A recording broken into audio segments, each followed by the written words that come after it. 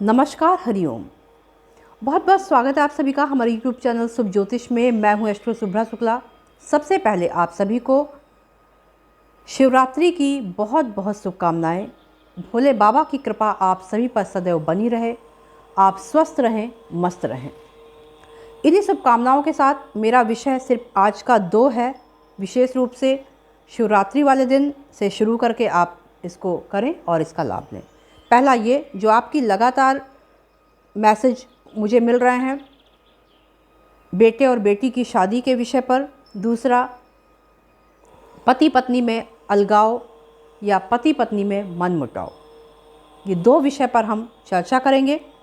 तो वीडियो शुरू करने से पहले मैं आपको बता दूं कि वीडियो शुरू से लेकर लास्ट तक ज़रूर देखें, तभी बातें आपको समझ में आएंगी।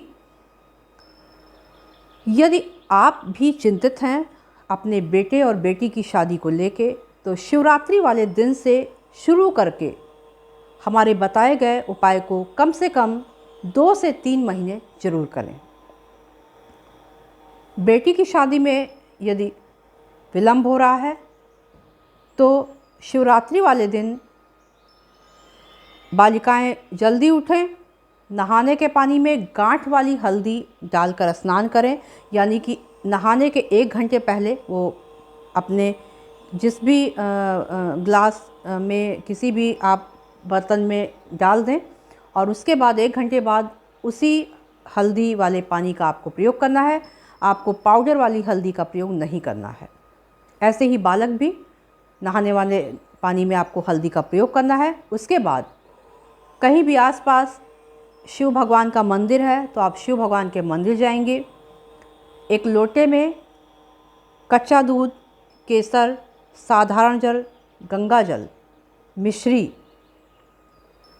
मिला के भगवान भोलेनाथ का अभिषेक करेंगे। अभिषेक करने के बाद कन्याएं माँ पार्वती का विधिवत श्रृंगार करेंगी। माँ को एक लाल कलर की चुन्नी चढ़ा के गुलाब के फूल की माला पहनाएंगी, इत्र लगाएंगी, सिंदूर चढ़ाएंगी, बिंदी, चूड़ी, जितने भी श्रृंगार की सामग्रियाँ होती हैं वो अच्छे क्वालिटी का श्रृंगार आप करिएगा। मैं देखती हूँ कि लोग जब श्रृंगार की बारी आती है तो दुकान पर जाके बोलते हैं चढ़ाने वाला सामान दे दीजिए।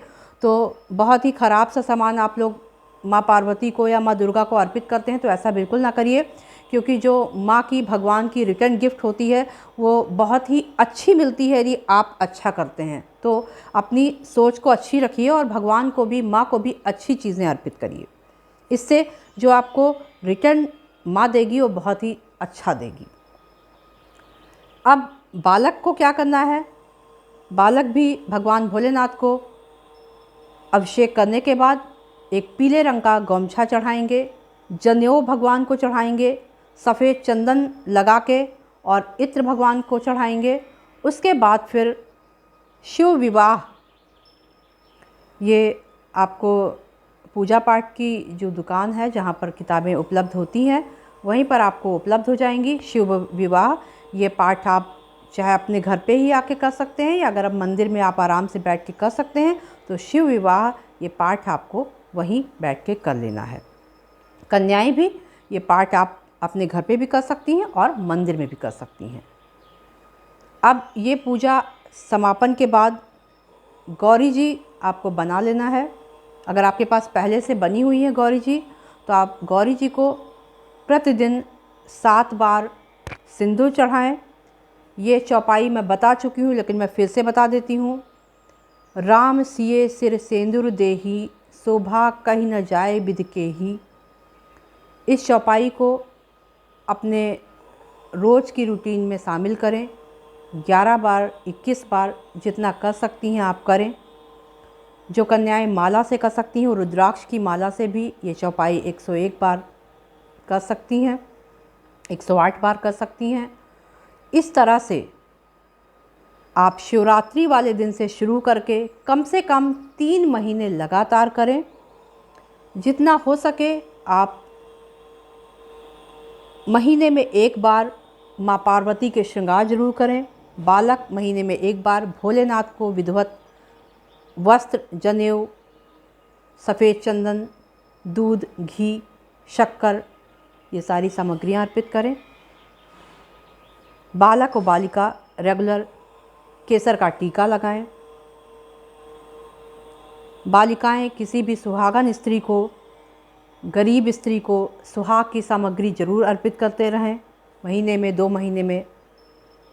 इस तरह से करने से आपका विवाह बहुत ही अच्छा फिक्स हो जाएगा और आपको ये ज़रूर पता चलेगा कि भगवान भोलेनाथ और माँ पार्वती की कृपा कितनी अच्छी तरह से आपको मिल चुकी है।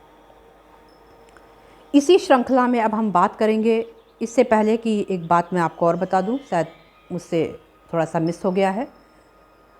उपलब्धता के आधार पर यदि आपको गौरी शंकर रुद्राक्ष नेपाली आराम से उपलब्ध हो जाए तो बालक और बालिका दोनों शिवरात्रि वाले दिन उपलब्ध हो जाए तो ठीक है, नहीं तो किसी भी नवरात्रि, शिवरात्रि, होली, किसी भी ऐसे फेस्टिवल पे आप एक गौरी शंकर रुद्राक्ष गले में धारण कर लें।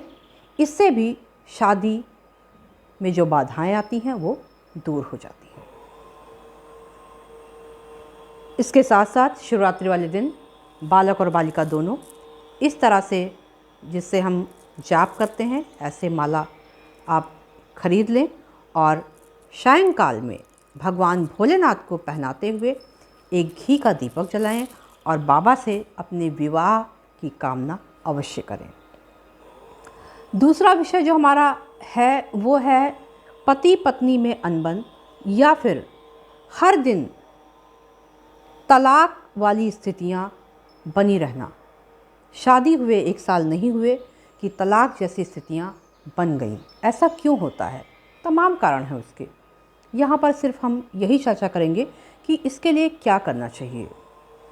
शिवरात्रि वाले दिन जिनके साथ ऐसी दिक्कतें हैं, भगवान भोलेनाथ और माँ पार्वती को गुलाब के फूल की और एक इत्र और गुलाब के फूल की माला भगवान को पहनाएं।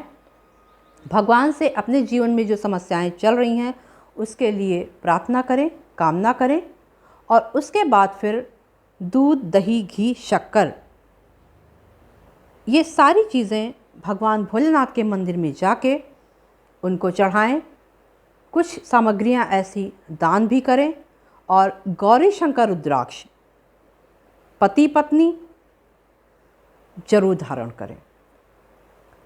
मैंने अभी बताया कि अगर आपको उस दिन नहीं मिल सकता है तो आप किसी भी दिन इस रुद्राक्ष को आप ले सकते हैं, धारण कर सकते हैं अच्छी दिन तिथि में।